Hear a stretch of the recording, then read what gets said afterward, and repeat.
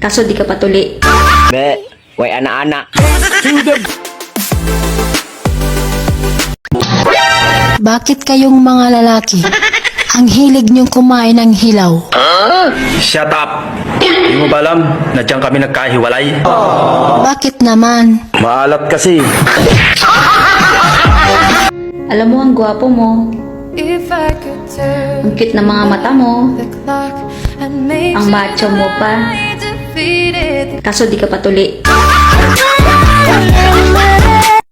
Bakit ba ang init-init ng ulo mo palagi pag andito ka sa bahay?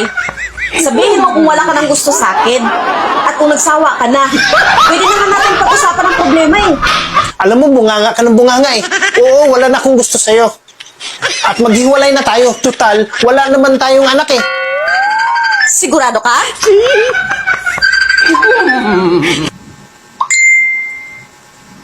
Hello pre! Congrats! Hiwalay na kami ng asawa ko. Punta ka na dito! Hoy, biro lang yun eh. Pag-usapan natin to eh.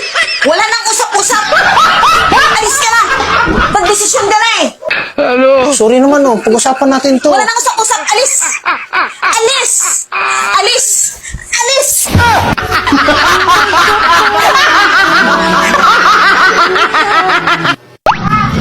Pasinuntok ko yung kaklase ko eh. Oh, bakit mo na sinuntok?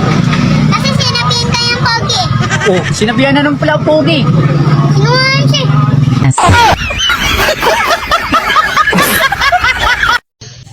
Sa mga marites dyan, may sasabihin ako. Manood kayo. Ba't nanonood ka? Marites ka rin? Nay, girlfriend ko po. Hello po, tita. Girlfriend mo? My God, walang-wala na ba? Di ka man lang makahanap ng matino. Yung may trabaho at yung may tsura. Nay naman, huwag kayong ganyan sa girlfriend ko. Mahal ko siya. Mahimik ka. Yung girlfriend mo ginatausap ko, hindi ka.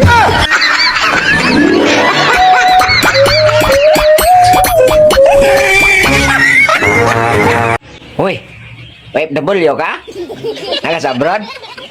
Be, way anak-anak.